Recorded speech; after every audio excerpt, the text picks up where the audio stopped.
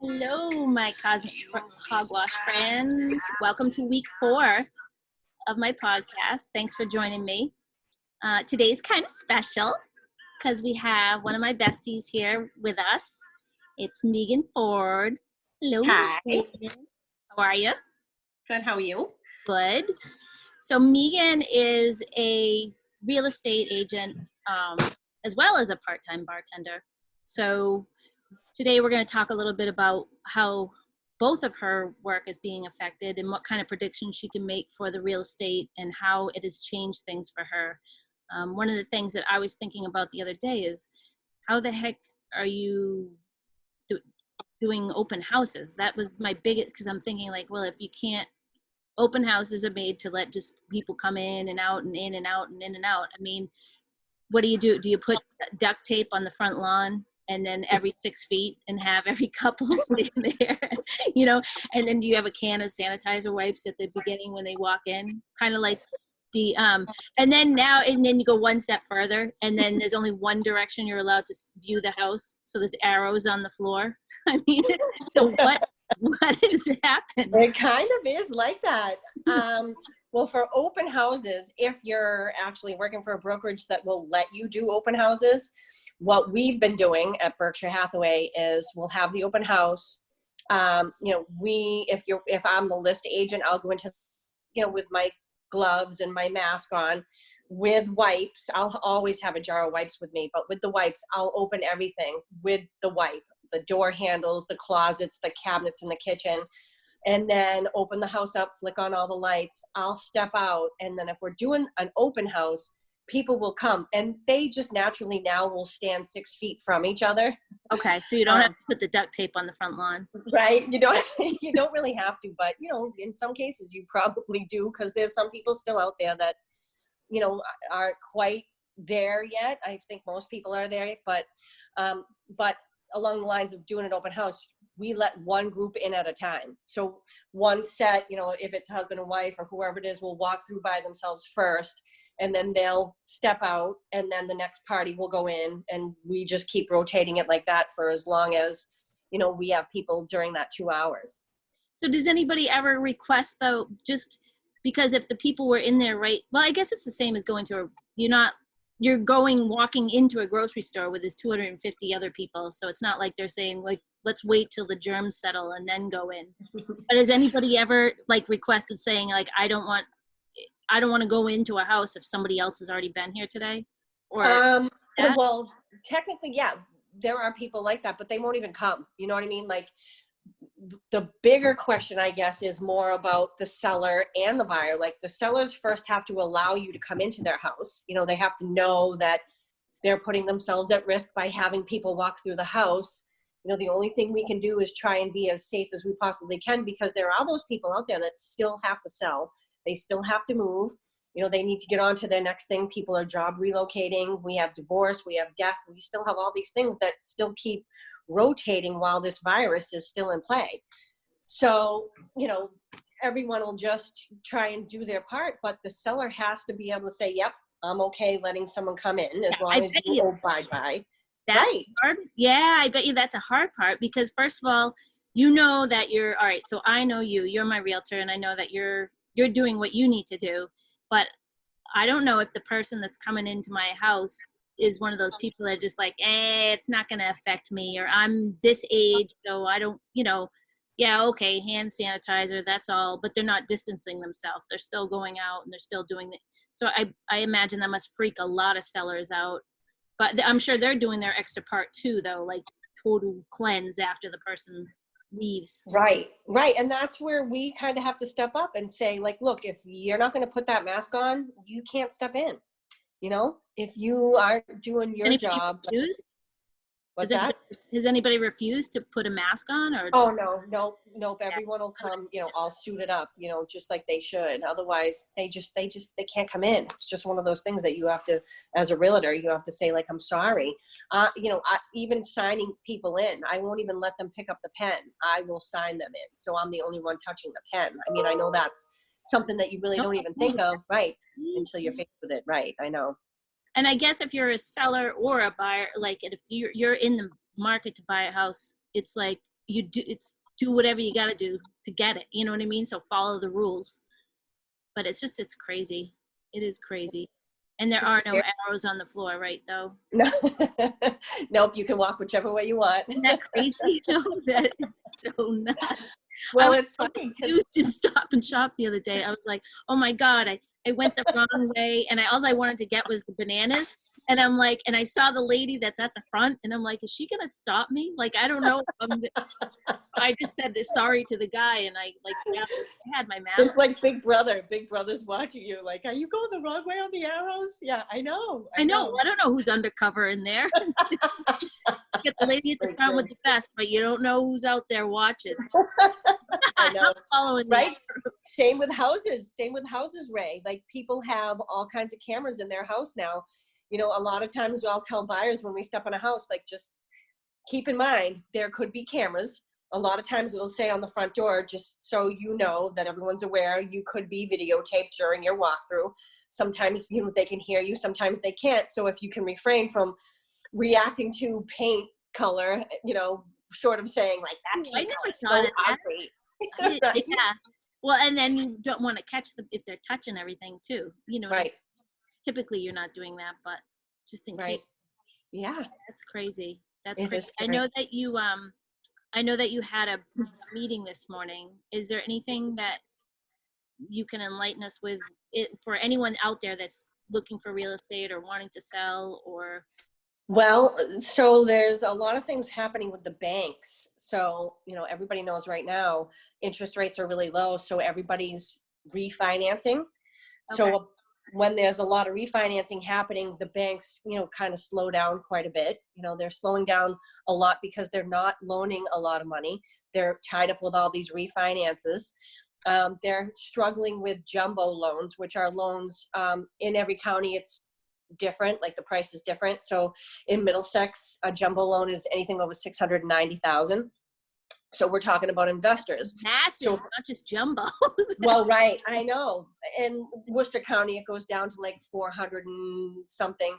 But, you know, in every county, it's different. But with the banks, you know, and being able to loan, they won't loan to people, even if you're buying like a multifamily. You're an investor, you want to buy a multifamily, they are no longer taking the income from the apartment in order to qualify you, because people renting are losing their jobs. So you have to be able to qualify for the full mortgage. So is it sorry, I didn't mean to interrupt. Is it kind of ironic that the interest rates go down? I mean, I might be totally ignorant, but the interest rates go way down, but yet they make it so they in turn make it harder for you to get a loan. So it's not like everybody has access to those interest rates. Well, notoriously, if interest rates go down, buying power goes up, because if you're at let's say a 4% interest rate and you're trying to buy a $400,000 house, if that interest rate goes down to 3%, your buying power goes up. So now instead of a $400,000 house, you can buy a $450,000 house.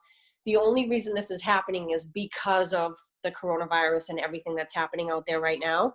The bigger banks are really scrambling to loan money. I would caution people to stay away from some of those bigger banks, short of telling you which banks those are, you know, like Bank of America and things like that. I mean, those banks are really pulling back. We're going to see a lot of banks actually folding because they can't, you know, they can't give out loans because they're afraid people are going to lose their job. And what about all these people they just loaned to who are losing their jobs? You know, now they have to have the insurance to cover all these people who can't pay their mortgage. So they're really struggling to even stay afloat, some of these smaller, you know, some of these bigger banks especially. Yeah, and last week I remember we had just had a small conversation that you were saying that now, like, say you're a family of two, you know, you're a couple, and the mortgage was based on the husband's income, and right up, you said, to the closing day, they're actually checking to see if you still have a job. So they can actually, right up until the moment, you know, the day before or whatever, 24 hours, they could actually refuse you. Yeah, this was a big topic that we talked about today. Yeah, right up until the last minute before you actually record your property, before it goes to the registry of deeds, they can be checking to make sure you still have a job. You could lose your job the next day after the closing, and they're not even going to think about it. Hopefully, you're going to figure out how to make it work and, after that, but they are checking all the way up to the last second of you, applying for this like, mortgage. I know. The carpet being ripped out from under you. You know what I mean? You're flying high because you're, and we thought, like, we had one of us asked a question, like, can we actually be asking these questions, to the banks? Can we call the bank when someone submits an offer to us? Can we actually just call their mortgage advisor and say, have you checked their paperwork? Do they actually have a job? What kind of job is it? To me, if I was going to ask that, I would assume that if you were a nurse or a doctor, you're obviously safe because they're the guys working on the front lines, right? Well, guess what? There's a lot of people that work in the hospital that don't only work in the OR or in the emergency room or taking care of these patients. There are, all these elective surgery nurses that can't work because no one's doing elective surgery. They've been furloughed. And by the way, no furlough money and no money that you get from being laid off from unemployment can be used towards your mortgage. They're not qualifying you with that money. A lot of people, there's a huge misconception out there that you can use, like, look, I've been laid off, but I know I'm going back after May 4th or whatever date they lift everything. It's not, nobody knows for sure. Are they actually going to hire you back? Have they thought of other ways during this time we've been down to find a different way to do your job? Because we're all finding different ways to do our job right now. So, how secure is your job is the question. It's scary. Right. What will happen when it's all done? Because a lot of, one of the things I'm sure a lot of people fear is that if they're working, if there's jobs out there where they're working with a skeleton crew and everything's getting done, then you're like, what about the 5 people they sent home and everything's done? It's like, we don't need those 5 people. So it's that realization.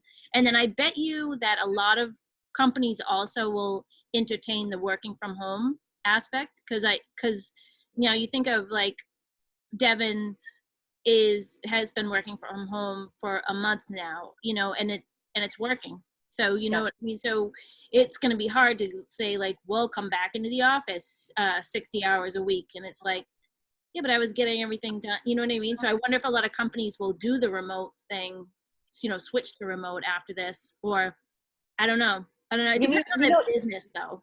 Even just on the side, I feel like we all think about this because part of humanity is socialism, right? And like, how do you do, we have retail stores because people like to socialize themselves, otherwise. And I like to touch Amazon. Right. So do I. Right. Yep. I need to touch things. Right. So how many businesses out there really rely on being able to be social, like someone coming into the shop? Like I think it's a generational thing. Like if I was going to really guess, I like to touch things just like you, but the generation below us, they'll order everything online. If it doesn't fit, they just send it back. I stress out over having to send it back. No, there's no way. Right. No, I'm just, give me retail. Right. No, and that's like, so, which kind of segues into one of the things I was going to talk about. I noticed on, I keep seeing posts on Facebook of like virtual flea markets and virtual auctions and things like that. So I definitely think that people are getting creative because I thought about it myself. I'm just like, maybe I should just do like a day and do 10 pieces a day and do like a virtual flea market or something like that. So it certainly puts everybody into creative mode. Where's your side hustle? Right. and then right, exactly. And then from there, like, where do we go when it's time to get back into the restaurant business? Like, what's going to happen then? Like, they are predicting, whoever they is, that this whole social distancing thing is not going to go back to normal until the beginning of next year. So if that's actually the case, I mean, you certainly will have your people who love to come out and have a cocktail, but I think they're going to have some apprehensiveness, kind of just sitting down, never mind. Right. Never mind at a restaurant, but sitting at the bar. I mean, that's where I work. If I'm behind the bar, I have 20 people sitting at my bar and they're all sitting stool to stool to stool, shoulder to shoulder. You know what I mean? How close can they actually be from each other? And what does that look like for me? Right. Right. It probably depends on where you work too, but I mean, it'll be the diehards. You know what I mean? That are going to be running down the street the minute the Dying to get in. I know. the open light flashes.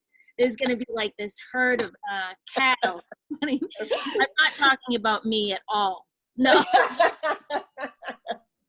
Or me. Come on, I do it for the social. No, but there's going to be that boom of people, though, that are like, all right, I've been cooped up. I need to socialize. I need to have a drink with a bunch of people. I need to, I want to see my bartender. I want to see my local bartender, because I'm sure you have customers that come in there and they're there to see you, to have a drink and socialize with you.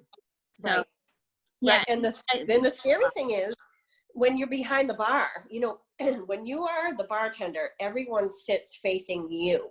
You know what I mean? So a lot of times, right, people are coughing or talking or, whatever they're doing. I'm touching their silverware. I'm taking their plates, yep. Right? Their glass, everything. So it's like 20 to 1. And you know what? So it's that. Have you ever thought of that before, though? Like, have you? Oh, yeah. Okay. Oh yeah, I think about it all the time, and I think that's the reason why I never got sick before, is because I'm so used to being around people with a lot of probably different ailments, whether I know it or not. And you're exposed, just like teachers of children. A lot of times, their immunity is so much stronger than most people because they're around children that are sick all the time. So it's just another one. Yeah. Another. I hope that through this, I don't know if you have ever experienced this, but I just remember when my kids being little, and volunteer in the classroom, and then you'd go in a classroom, and then there'd be a kid there and coughing and snots and everything. No, keep at home. Like, you gotta keep that. I think people are gonna be more aware of, or more germ aware. Like, that's not right. You don't do that. You're going to get other kids sick, or the nurse is going to step in and say, all right, no, Johnny, you got to go home. Right. And I just think that people are going to have more of awareness that, what, I don't want to give you this, or I don't feel well, and just take care of themselves and be a little more active. Well, it's kind of scary because you hope that would be the case, but you drive around, if, there's been days when we've just gone out for a drive just because we're sick of seeing these same four wheels. Yeah. And you see some things that you probably rub you the wrong way, like drive by the park and there's all kinds of people walking through the park, or we live on the walking trail in Holliston. There's all kinds of people walking on that trail. Look, I run every other morning. No one's around. We walk my dog around the neighborhood. You will pass people from time to time, but there's people out there that certainly don't like to see, people walking together, even though it's myself, my husband, and my son, and my dog. That's the thing, though. So isn't that, in my eyes, I think you being with the people that you live in the household with is okay, and you are outside. I mean, are people wearing masks when they're walking? It's funny because I noticed it today. I was on my run, and the first woman that I passed actually had a scarf over her face, and she was running too with her dog. And I was like, wow, that's kind of weird. And then I was thinking to myself, my husband said to me, do you know in New York that they're not allowing people to run? No joggers are allowed because it's too small of a space and people are still close to each other, which I get. So I said to him, do you think they're going to make us not, put a ban on us running? Like, how could that work? So I've just been hypersensitive about looking at people as they're walking or jogging by me. And probably 90% of people aren't masked, but you certainly will see a man walking on the other side of the street. He has a mask on, and he's out just trying to walk. Maybe he's sick. I don't know. Maybe he just doesn't want to get sick, whatever his thoughts are. Right. So sometimes when I see that, I wonder, he has a mask on and there's nobody around. Like, is it floating through the air? And the answer is yes, but is it floating more than 6 feet through the air? You know what I mean? Like, it just, I think, makes you think a little bit more. The 6 feet, like, who else is like, yeah, okay, so 72 inches is like, that's as far as it will go. It's like right, but get a tape measure out, and that someone sneezes and they're like, oh, 72 inches. Right, but have you ever been close enough to someone and you can smell their breath and you're like, oh my God, I'm definitely getting sick. I definitely have whatever they have now that I can Oh smell. yeah, no, or someone sneezes or cough, like the lady at the Right. Stop and Shop. This is prior to the whole mask, like telling you have to wear a mask to go into whatever, or they strongly suggest it. But I mean, Yep. she was talking to me, and she was an older woman. She was talking about price gouging on the hamburger, which I didn't even want to hear it because it's been the same price forever. And she's elderly, and doesn't she snot? And she like Oh. her handkerchief, does this, and then she puts it in her pocket, and then she picks up the package of pork chops, and she's like, "This too," and I'm like, I laugh. Yeah. But Yeah, it's scary. My husband's the only one that'll do any grocery shopping. He thinks that his germ ethics are a little bit better than mine, but yeah, and that the whole thing with the gloves thing, like, I don't know, certain situations, but the grocery store, no, because if I'm touching everything in the store and then I'm reaching in my pocketbook or reaching in my pocket to pull out an ATM card with the gloves on that I just touched everything in the store. yeah. So it's like when you're done touching everything, Yeah. that's what we were doing. Like, so when you're done touching everything and putting in your cart, then you get rid of your gloves, Right. in the Stop and Shop basket or whatever. And Yeah, they have a trash now every you place. wear a new pair, but and then you just wash your hands immediately.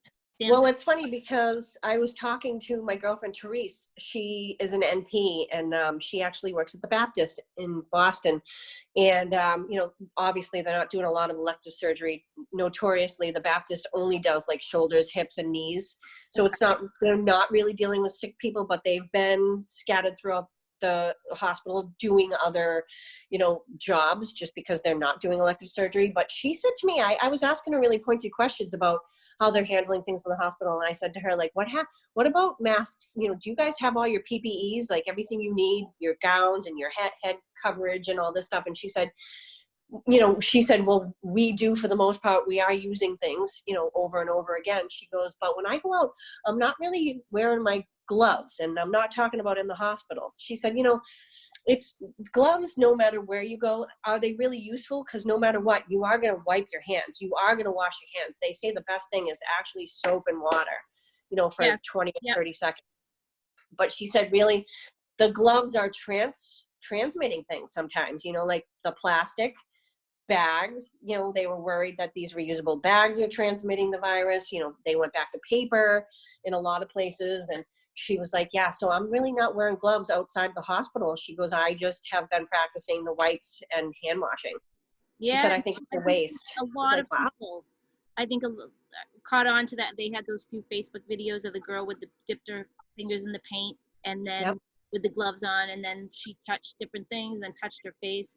And the funny part about the face touching thing, I swear, if I go to the grocery store and I do all that, I do all my, I know for a fact I'm not supposed to touch my face, but it's probably because I know I'm not supposed to touch it. I find myself always touching it.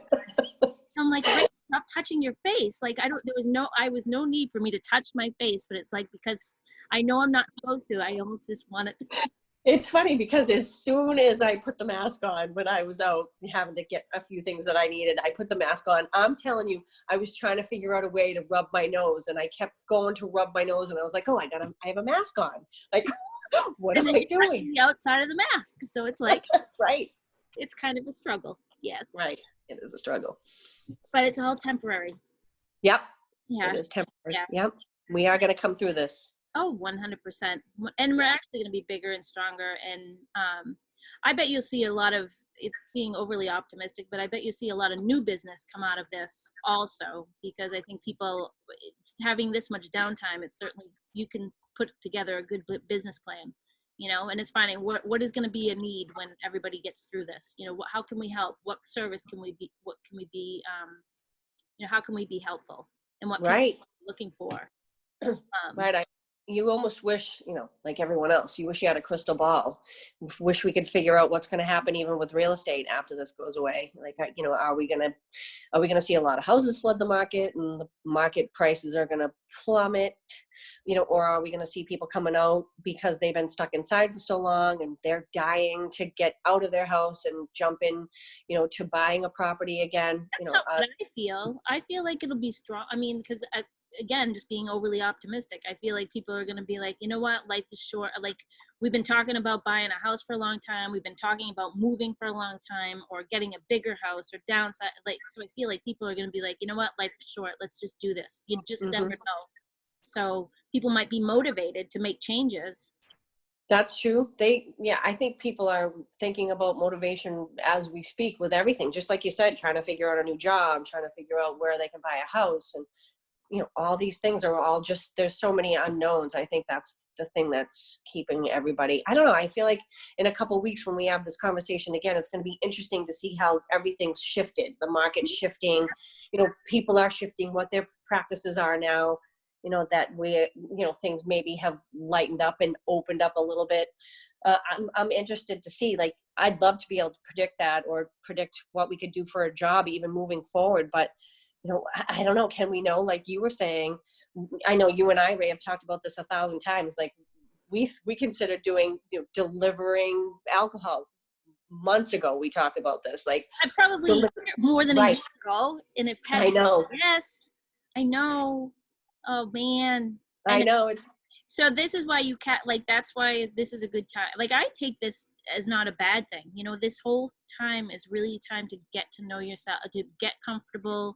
Maybe you realize that the job you've been going to 40 hours a week, you've been driving to, or whatever, that's just not for you. Or you realize, like, you know what, this isn't for me. And then you discover a hidden talent, or you discover something that really ignites your insides and inspires you.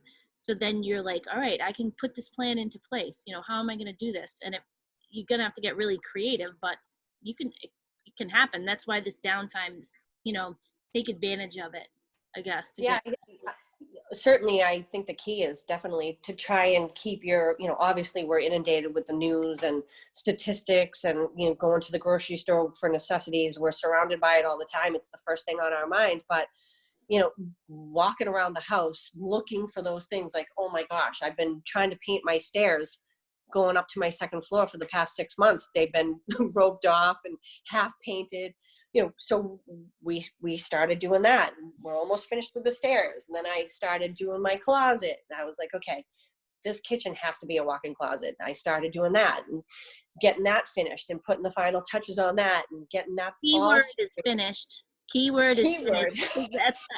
I had this conversation this morning. UFOs, unfinished objects or projects, whatever it is.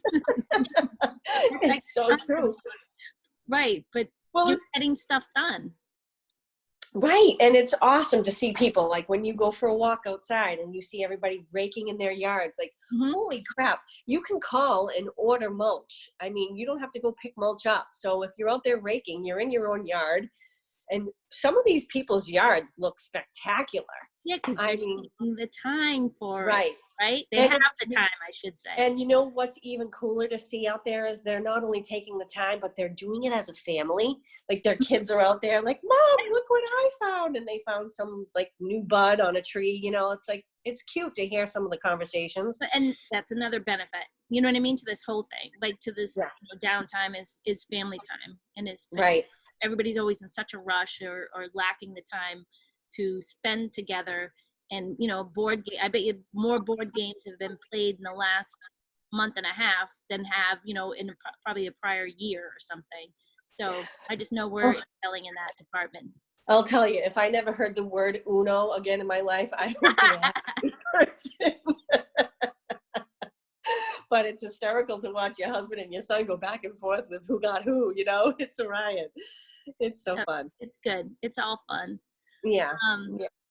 So where are we at? Like, I don't even know how long we've been on here, but it's okay. I'm really psyched that we figured out this video thing. I know. I have a computer that I know that somebody had said yesterday. I'd mentioned that I hadn't been able to do video because I don't have a camera on our, like, family computer.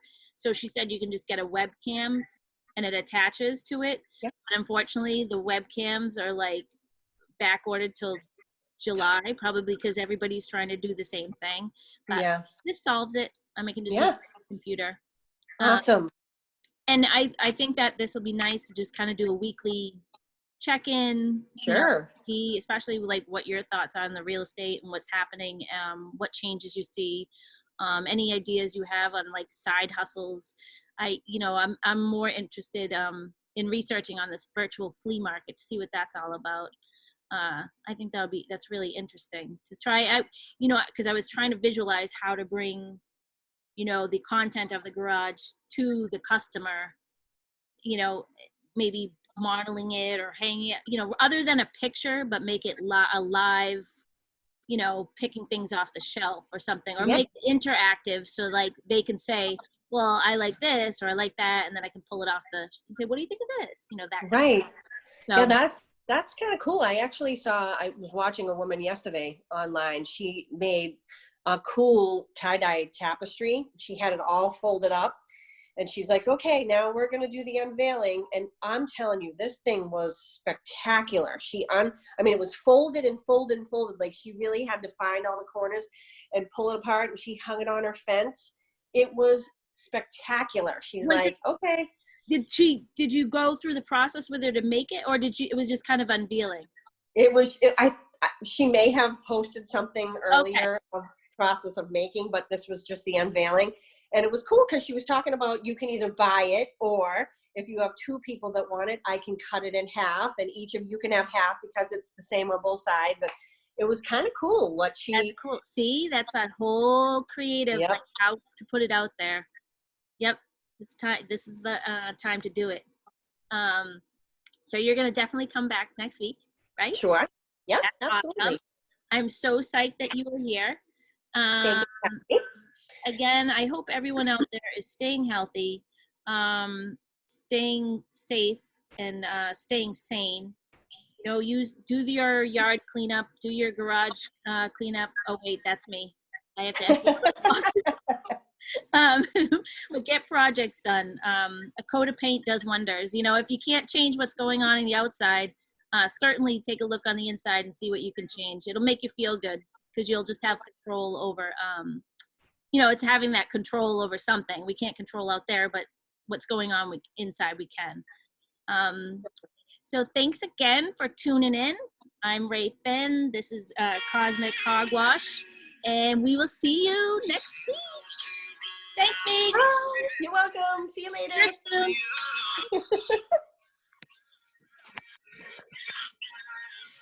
Do I just hang up?